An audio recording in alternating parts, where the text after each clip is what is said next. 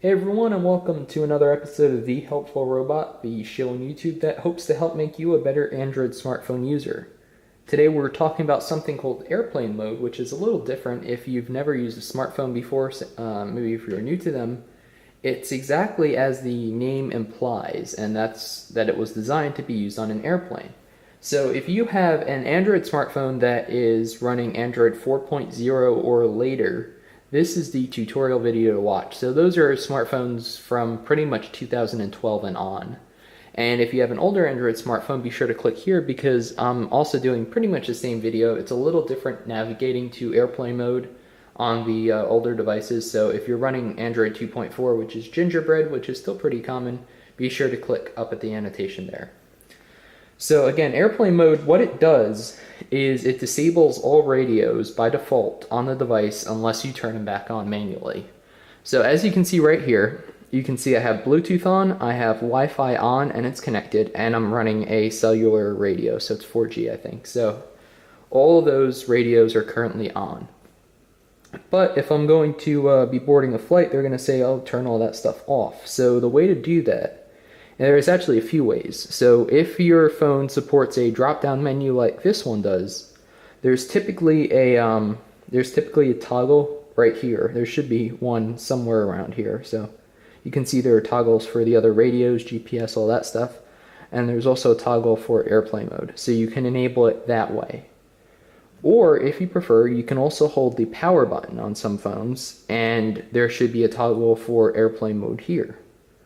So that's another way to do it. Or you can go to Applications, then go to your Settings, and then it's actually under More Settings on this unit.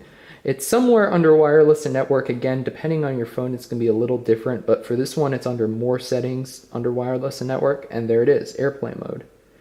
So you can see, we will enable it for the video, and as you see here, all the radios turned off.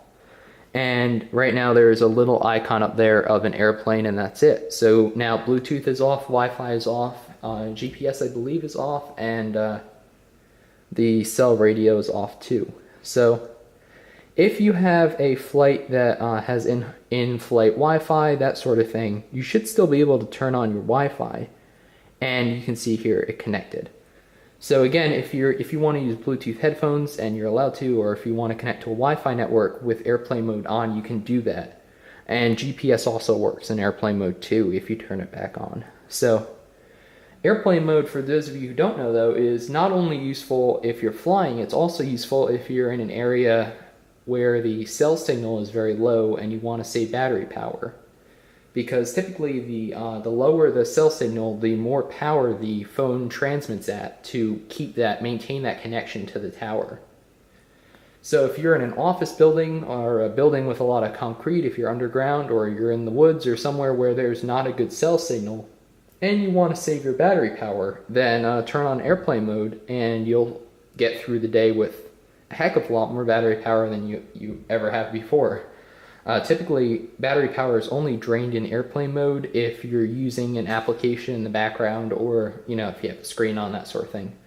But anything that uses the the radio, like I said, searching for a signal, receiving calls, text messages, that sort of thing, there won't be any drain there. Again, you can't make a call.